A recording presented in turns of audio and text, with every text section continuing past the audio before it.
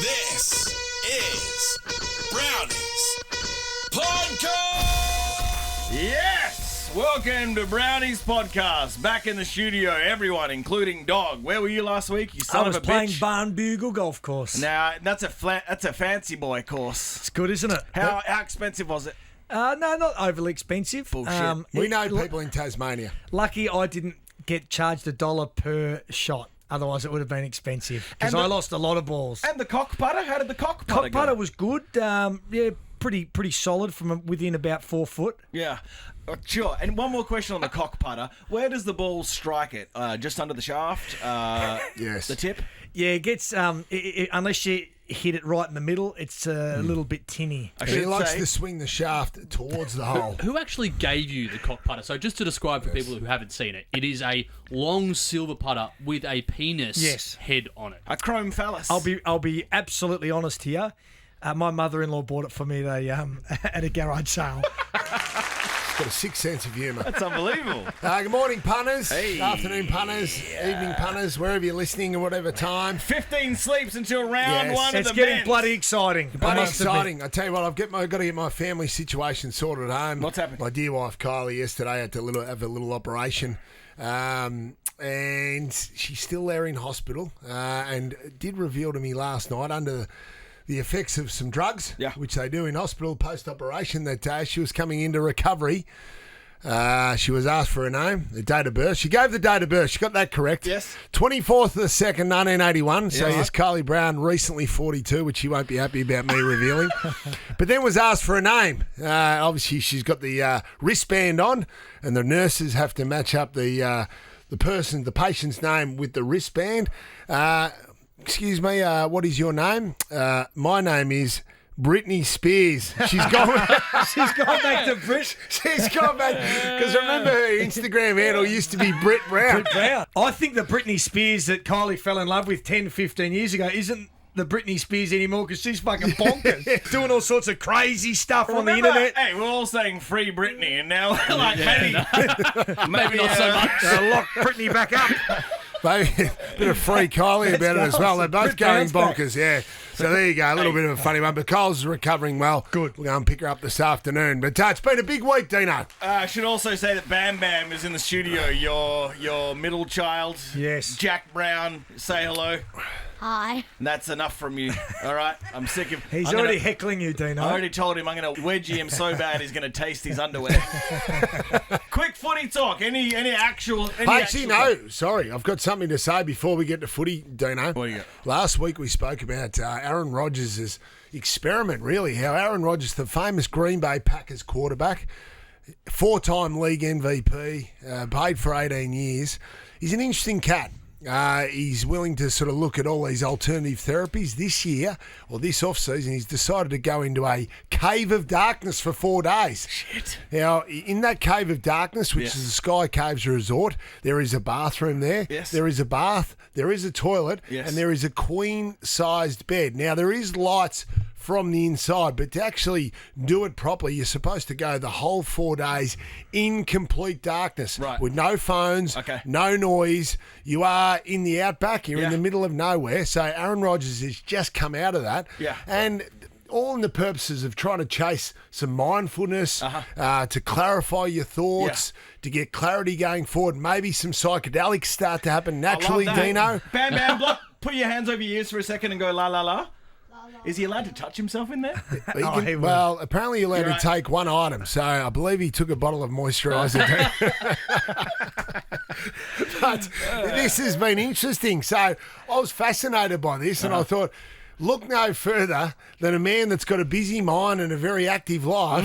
Our man Campbell Brown, obviously down playing golf at Barn Bugle last week. He's been emceeing Hobart races and Launceston races. Mr. Hobart. Mr. Hobart is. So I thought maybe it's time before the season starts to get some clarity with this man's thoughts, because we've got a big AFL season ahead. We need our very best from the dog. Yeah. That we may need to put him into some darkness for this whole podcast. Are you telling me we're doing this? Look, I'm all for it. I am open to improving. You know, during my footy career, I did Buteyko, which is the Wim Hof Taker.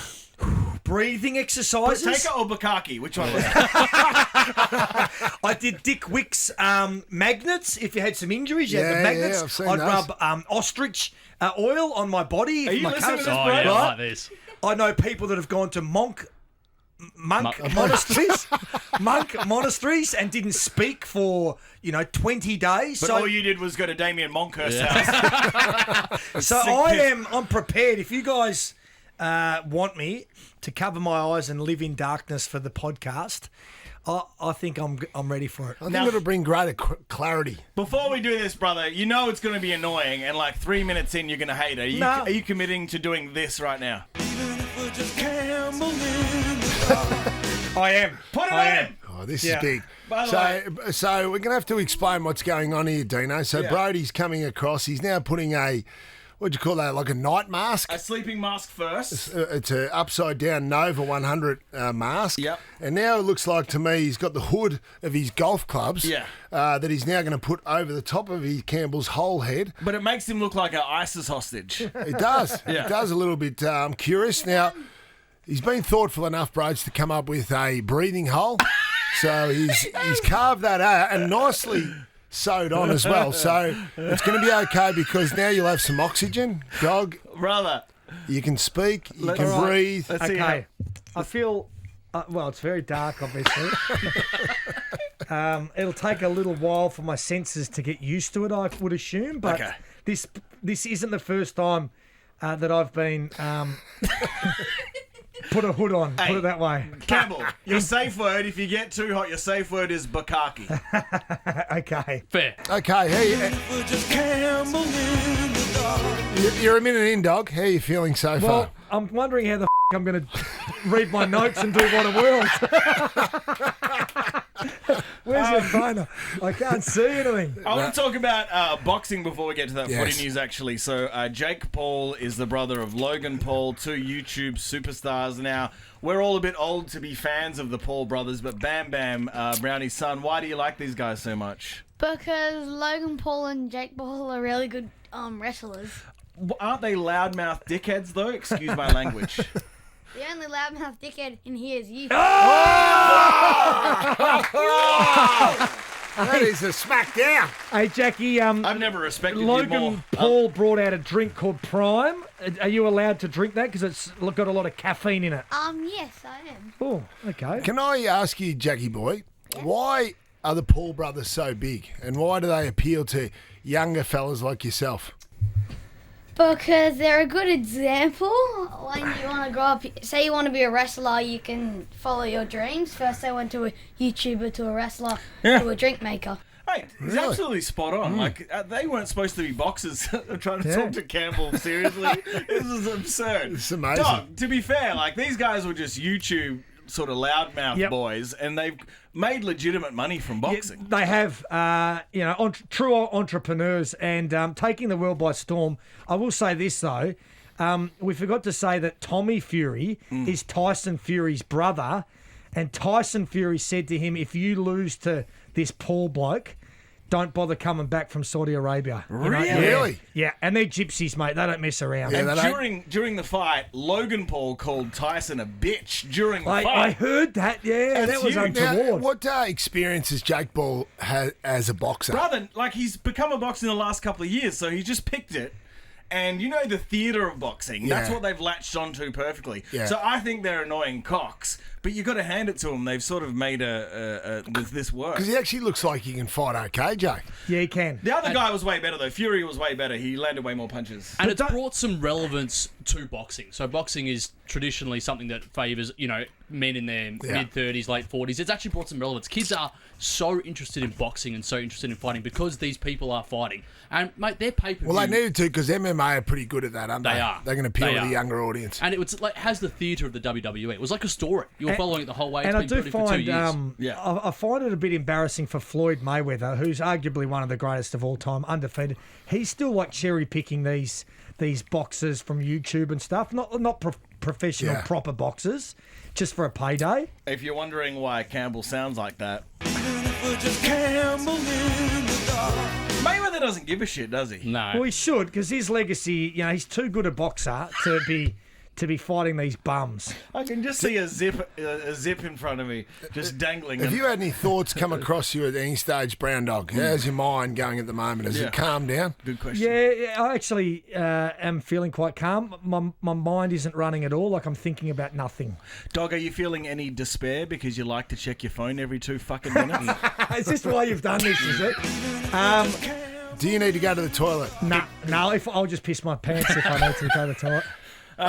Okay, let's get into the footy chat what have we because got? obviously this is the opportunity where Brown Dog is in a calm place now, so he'll be able to speak openly and with great clarity about our footy topics. And there's been some big ones the last few days, including this morning when Nathan Buckley came out. This whole concussion issue is big, Dino, in the AFL, and there's talking about a Supreme Court class action from former AFL players against the AFL to try and get a payout, I suppose, like the NFL players did a few years ago when they were able to get $1 billion Australian from the NFL. About 4,500 former NFL players in a class action, which resulted in a settlement. Was that varying payments or equal payments? Yeah, of that varying amount? payments, Sure. absolutely. So it sounds like the former AFL players are going to go down the same path.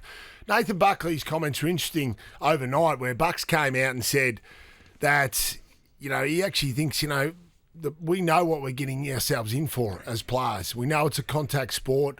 We know the risks associated with playing at the top level or playing any level of AFL football. So he's not really sure about this strict liability, which strict liability essentially means that there's no fault or negligence from the AFL, but you are still liable for the health and safety and the welfare of players and past players alike. So it's an interesting one. So Bucks has questioned it, maybe questioned the validity of it going forward. So he made some fair points when I read about these comments in the paper today. Yeah, and I want to say that now we know what we're getting ourselves in for. Players of today, because medicine and doctors and everyone is much more advanced. But in the 80s, early 90s, and even early 2000s, you could argue that concussion was the great unknown. Not many people spoke about it. You wore it as a badge of honour to get knocked out and then Falsely, go back though, on. dog. Like these blokes that copped it hard in the 80s, 70s and 80s, who knows how that affected their mental health. Well, that's exactly right. And like when we played, if you got knocked out, you stayed out there. You tried to fight off the runner and the doctor and play. So I think those guys that, have suffered mental health and dementia and all that sort of stuff since probably do deserve a payout. But Bucks is half right, whereas now you can't be going into AFL footy, getting a few head knocks and then saying, I didn't know what I was getting myself into. It's ruined my life, which is devastating for the players involved. We know a lot more now, JB. Would you agree with that? Yeah, absolutely. I agree with this. So, 2003 grand final, I got knocked out of the first bounce by Scotty Burns. Oh, boy. I'm not sure whether it was deliberate or not. Okay, we're just going to pause Okay, things let's pause because there. What's happening? Campbell, you won't know this because you're wearing a sack on your head, but Bam Bam has gone behind you and he's holding above your head a picture of a cock. Is he? It's more like Dick and Balls, then. Sorry, Dick and Balls. Yeah. Classically drawn. He's becoming more and more like Jonathan, his father, By the every way, day. in this serious footy chat, it's so odd to look at Campbell raising these valid points while there's an ISIS sack on his head.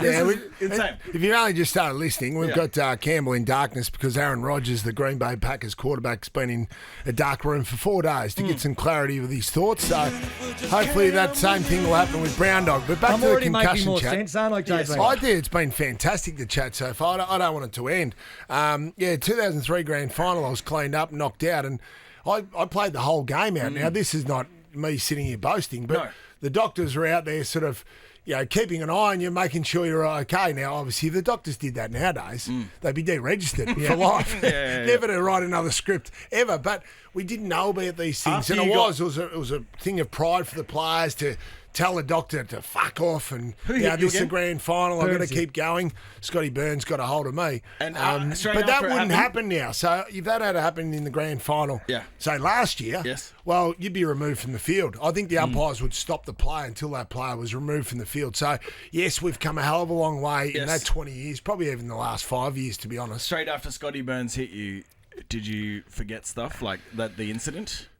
Well, I forgot that I had a girlfriend afterwards. I kissed the wrong person as we were doing the lap of honour. You kissed Lethal. Come here, Lethal. I gave Lethal the biggest smooch of all time. Okay, just to keep everyone updated, Bam Bam has added pubes to the dick and balls. I love that. Thanks, Bam Bam.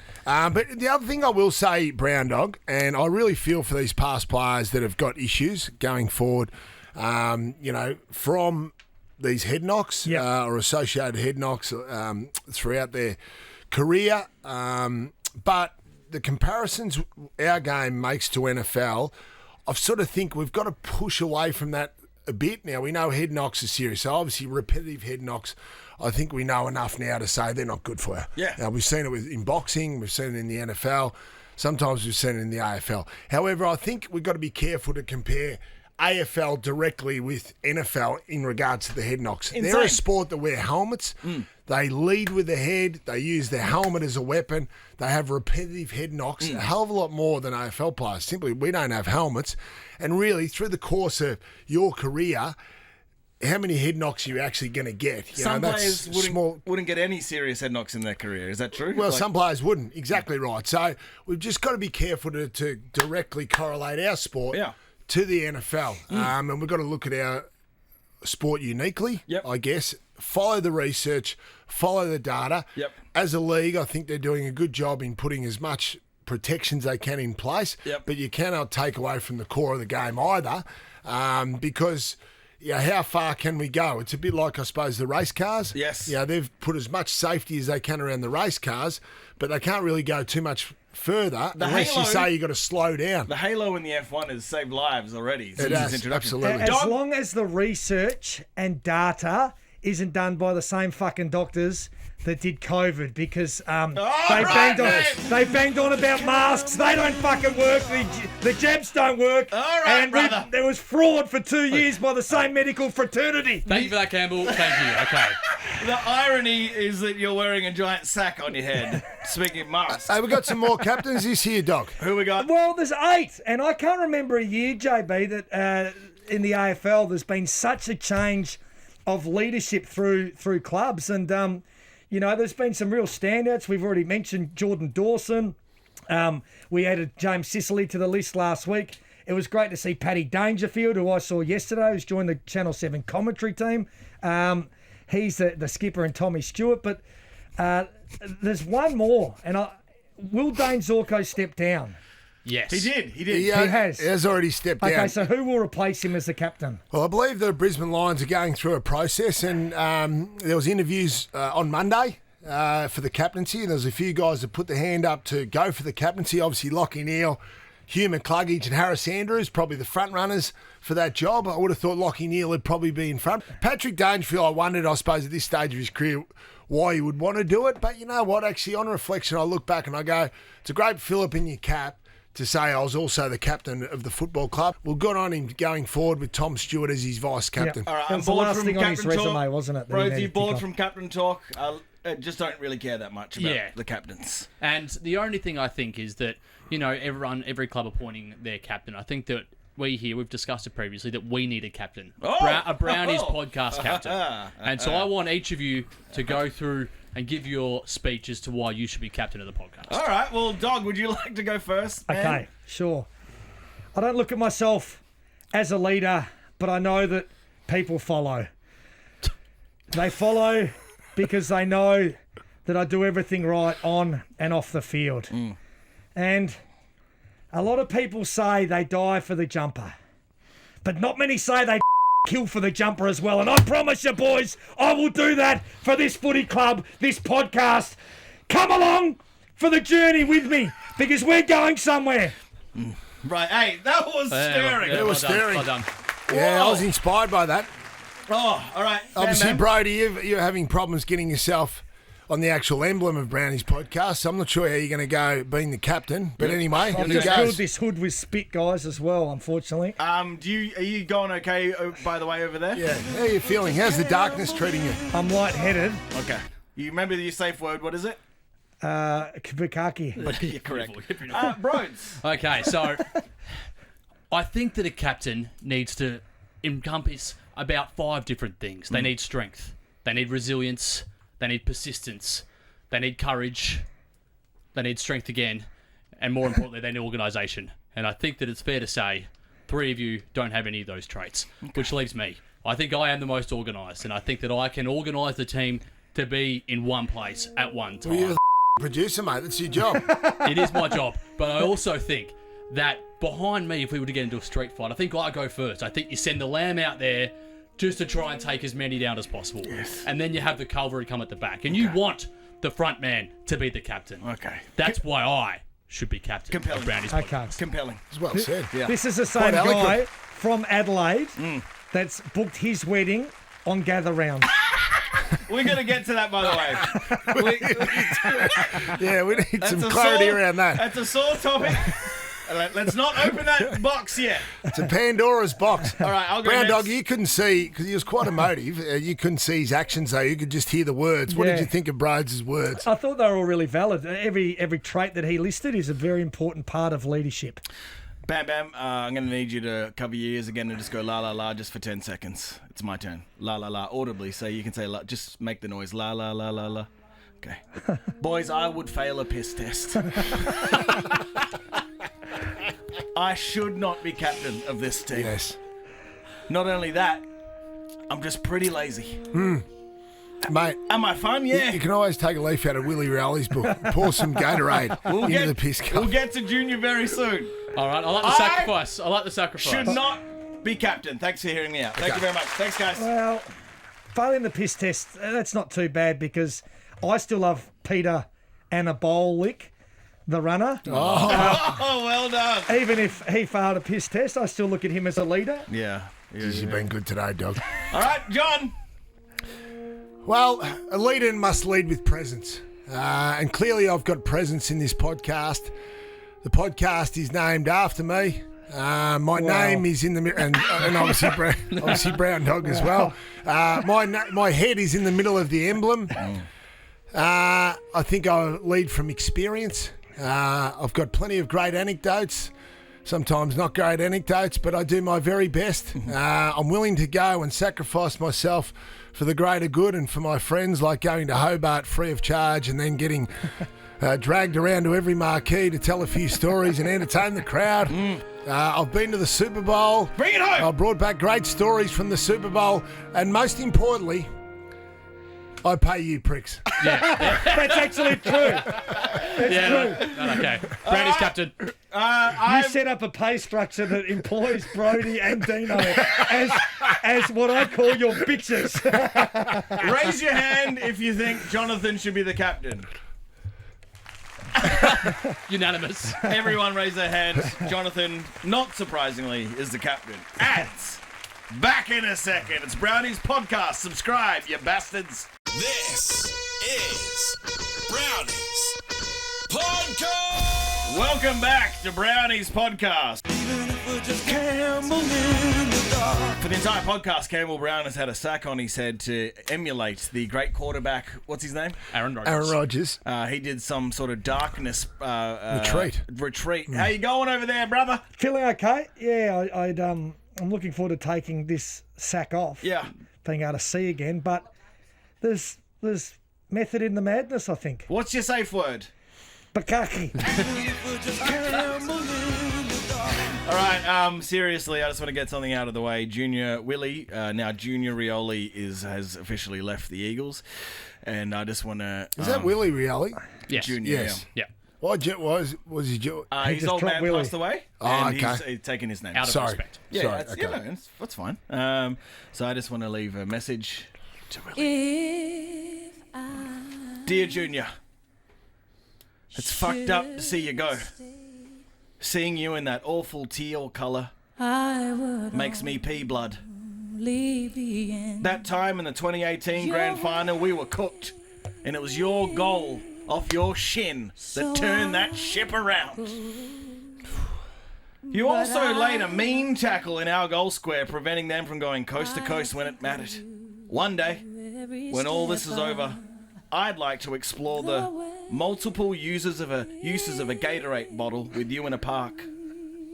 Willie, Junior, thank you for your time. And I'll always love you. Thanks, guys. It's poignant. Oh, that's nice. Thanks, guys. That's nice. Thanks for letting me do that. Yeah, sentimental. So have you forgiven Willie? I was never angry with him. The Bogan Eagles fans can't deal with a man wanting to put his life in a different direction. They're fuckwits. Yes. I wish him well. Will you barrack for him when he's playing for Yeah, man. Port I Adelaide? hope he kicks ass for you, bro. And he looks great. He's so good, man. I actually love him. I think it was a big loss to the West Coast Eagles, wasn't he? He had to go through that drug suspension. That happened just before a final against Geelong, and that really fucked our season. Do you know Doesn't what the it? best part about that, though, for him was? Yes. He missed all the COVID bullshit. He did. You know what I mean? He did. He did. Which Yeah. is not the worst. Broads. Obviously, Campbell wasn't here last podcast, and so we did it without him because he was in Tassie. And during the week, Campbell actually sent me a message. He goes, I was approached by some guy in Tassie. Colby Granger, big fan of the podcast, approached me at the Star Bar at about 10:30 on Wednesday night after Launceston Cup, and he said to me, Sorry, bro, dog. I'm just watching you talk with that sack on. I can't get used to it. Sorry, keep going. no, he said to me, mate, I love Brownie's podcast. I said, mate, thanks very much, Colby.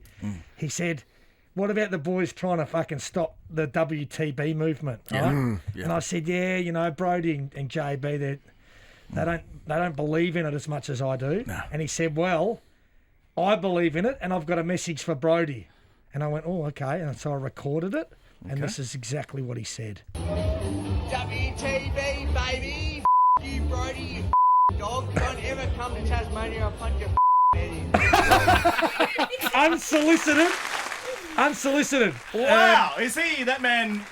He sounds like a lawyer or something. He's about Yeah, it does. 6'4", he's got a mullet, and he was angry at Brody. I honestly, I wouldn't be going down to the Apple Isle anytime soon, I bro. listen wouldn't to mind what that he- man defending me on a murder trial. Listen to what he does with the English language. WTB, baby. You, Brody, you dog. Don't ever come to Tasmania. I'll punch your head in. It's good really stuff, nice. and he did it with a smile on his face. This is a great episode to bring my young son, my 10-year-old son Jack, to us today, and Jack's happily listening along to some words that he's, well, he doesn't hear much. He hears it from his mother from time to time. Yeah. Jack Brown, on Brody's mic, just for a real quick second. Have you ever said the F word? Be honest. Yes. Whoa! When? I've said it tons of times. Oh, really? Yeah. You haven't said it at school, have you? Not yet. Let's keep it away from school. Thank you, man. Maybe used towards his sisters from time to time. And just on that, actually, Jackie Brown, he's an avid beekeeper now. That's cool. He's got his own little he's got his own little beehive down That's there. awesome. And lately he's been building the swarm. Started off with because when you get a swarm, you buy them off a beekeeper. Uh-huh. And they start off with a few thousand bees with the queen bee. Queen bee costs about $50. Bam Bam, does the queen look distinctly different to the other bees? Totally. Right. Why is it different? She's got a longer arse than all of them. Really? She's actually longer. So That's cool. yeah, you go through it all there. So we've set it up and we had to build the hive over summer. You build it through sugary water and they just build up and they grow and they're up to about probably, I don't know, 30,000 bees now. No, There's a lot of bees. 40,000. 40,000. So anyway, Jackie Boy enlisted me the other day with his full bee suit. He said, we're going to go and get some honey for the girls because Yes. we've got to harvest some honey. So down we went, and I thought I'd give him a little bit of a hand. I thought, how hard could it be? Jack's got his full bee suit on. I've got a half bee suit on. Now, I didn't bother about the pants. I thought I'll be fine. I've got shorts on. So Jackie Boy's down there, and he smokes them up, don't you, mate? You have to light up the little smoker, and that's to sedate the bees, isn't it? Yeah, right. Like, so it makes them lazy and less aggressive. It makes them kind of asleep, but not like. Okay. Say you wake up and you want to go back to bed. That kind Oh, of feeling. okay. If your smoker ever breaks, you call Uncle Dino and I can come help out. So yes. So we're at the smoker phase. So he starts unloading, takes the roof off the bee or the brood box, as starts to get towards the honey, and he hands me one of the brood boxes, which clearly one of that brood box contains probably the queen bee, because all of a sudden I've got about 25 bees on my legs. Wow. Now, the big thing is don't panic. Yeah. When you're around bees, don't start flailing around because they'll sting you. Yeah. Now, I look down and obviously I'm a bit nervous, Brown Dog. I've got 25 bees just crawling over my legs, my nice hairy legs. I've got the Brisbane Lions footy socks on, which I love to wear. Your reaction is run. Okay, interesting. How do you react to that? How do you respond? the first one stung me, and then, mate, I panicked. I'm fucking out of here. I'm out of here. No, first he stopped as he thought it was over. Next minute, 30 bees started stinging, and I told him go jump in the pool, and he said, I'll be right, sting, sting, and he runs. Mate, so next minute, I'm running up the hill. Yeah. I go diving into the swimming pool with about 30 bees chasing me. Now, these little about 30 of them stung me. Oh, no. My legs blew up. They hurt. And obviously I had to then go and pick out the little stingers, and they leave a bit of a toxin in there, brown dog. It was terrifying. There's only one positive out of getting stung by a bee, and that's for a fact that the bee that stung you, you get the last laugh. That's it right. goes off and dies. Dead. Do you know that, Dino? But I didn't know that. You killed my bees. Ads. Back in a second.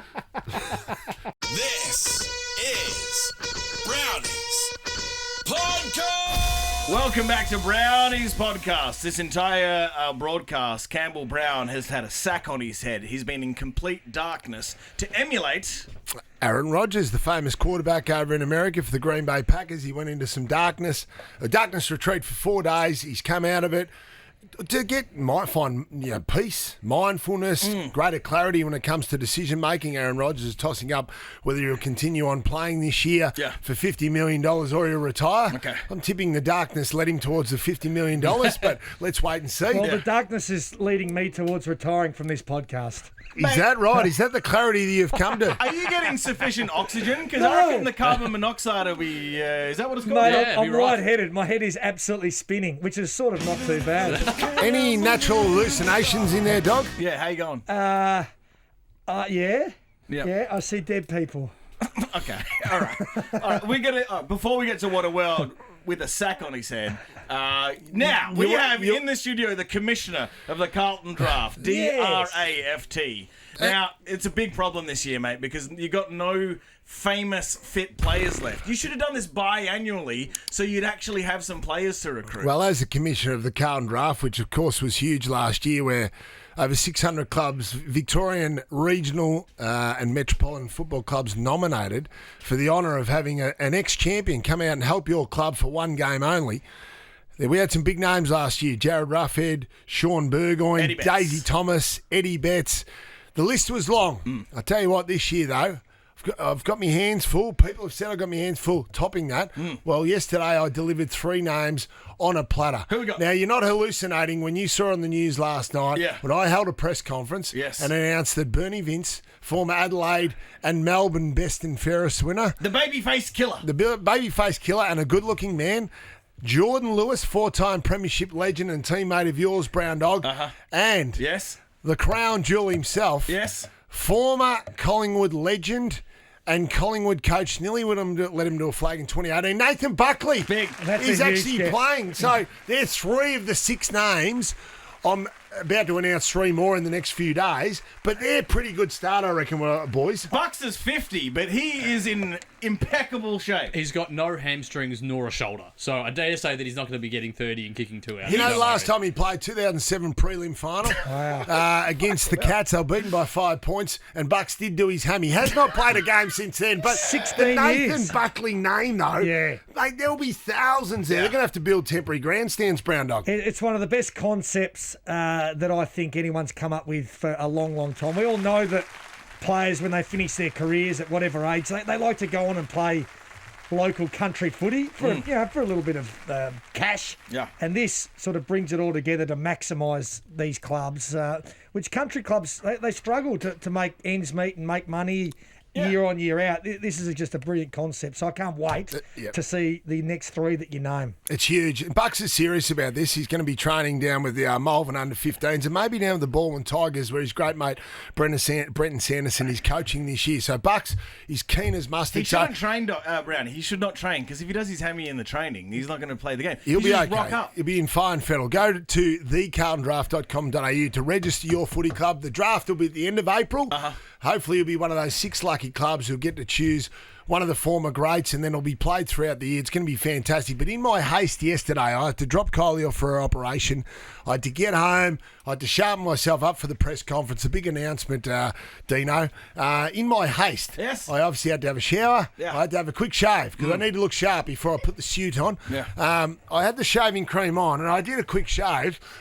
I didn't realise that I missed some bits. And I'm standing there, full press conference with about 15 cameras there, Nathan Buckley to one side, Jordan Lewis to the other side. Buck says to me earlier on the press conference, "What's that on your top lip?"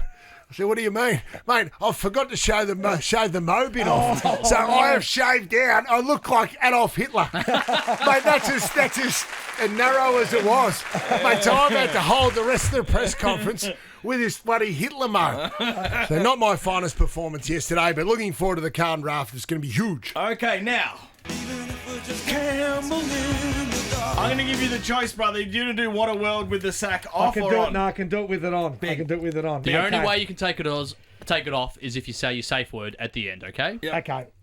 My What a World this week, a wedding planner was doing a podcast online, and they talked about, some of the weirdest moments just in the lead up to a wedding, right?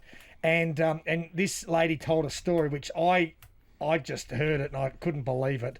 So the bride's in getting her hair and makeup done a couple of hours before the big ceremony. All the guests had made their way into the church. They were ready to rock and roll. And about 20 minutes before she walks down the aisle to marry the love of her life, and they were in their early 30s, this couple, she ducked into the women's bathroom to use the toilet, and she stumbled across a sight so bad in her eyes that she called the wedding off. What? It was called off immediately. What? She stumbled across her fiancé, about to be husband, in the women's toilets, getting breastfed by his mother.